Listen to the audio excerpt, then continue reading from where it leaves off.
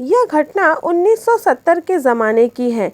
अलीगढ़ के engineering college में मेरे पिता प्रिंसिपल थे और मेरा भाई भी उसी कॉलेज में पढ़ता था। वे सब कैंपस के क्वार्टर में ही रहते थे। गर्मियों के दिन थे। वे लोग बाहर बरामदे में सोए हुए थे। रात के करीब 2 बज रहे थे।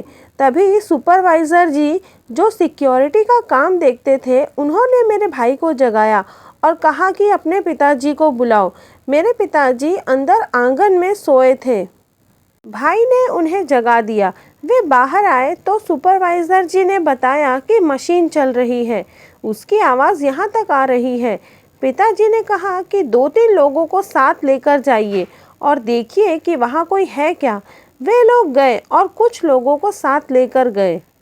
काफ़ी देर बाद लौटे और उन्होंने बताया कि वहाँ कोई नहीं था।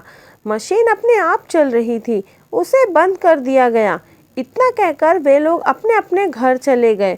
अभी वे लोग घर पहुँचे भी नहीं होंगे कि मशीन चलने की आवाज़ फिर से आने लगी। पिताजी को आकर उन्होंने बताया और फिर देखने चले गए। मशीन फिर से उन्होंने बंद की और मेन स्विच ऑफ कर दिया। वर्कशॉप बंद करके पिताजी को बताकर घर चले गए। मेरे भाई को भी लगा कि शायद ये एक संयोग हो सकता है। दूसरी रात फिर मशीन चलने लगी। 4 स्टाफ को लेकर सुपरवाइज़र साहब पिताजी के पास आए। उन्होंने कहा कि चौकीदार ने बताया कि 1 घंटे से मशीन चल रही है। पिताजी ने जाकर देखने को कहा और मेन स्विच बंद कर देने को कहा। वे लोग वर्कशॉप गए और मेन स्विच बंद कर दिया। कोई आदमी वहां नजर नहीं आया। पिताजी को जानकारी देकर वे सोने चले गए। उस वक्त रात के 3 बज चुके थे। आधे घंटे बाद फिर मशीनें चलने लगी। फिर वे लोग आए और पिताजी को बताकर वर्कशॉप की ओर चल दिए। मशीन बंद कर उन्होंने मेन स्विच का ग्रिप भी निकाल दिया। कोई दिखाई नहीं पड़ा। वे सूचना देकर फिर अपने अपने घर चले गए। उस रात फिर मशीनें नहीं चली। दूसरे दिन सुपरवाइज़र साहब ने मेरे पिताजी को बताया कि कल सोमवार को प्रैक्टिकल का एग्ज़ाम है।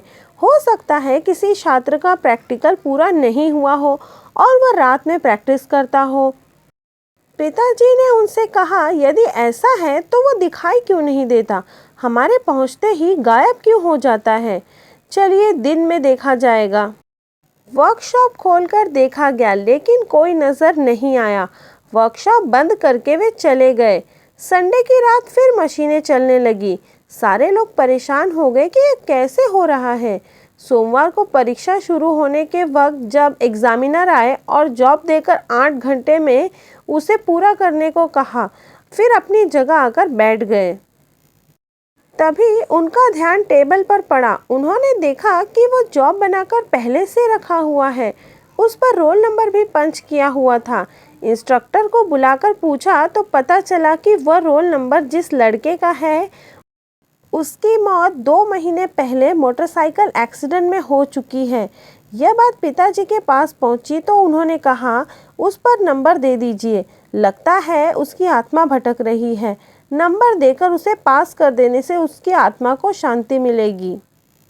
एग्जामिनर ने नंबर दे दिया और सचमुच उस दिन के बाद कभी भी रात के वक्त अपने आप मशीनें नहीं चली।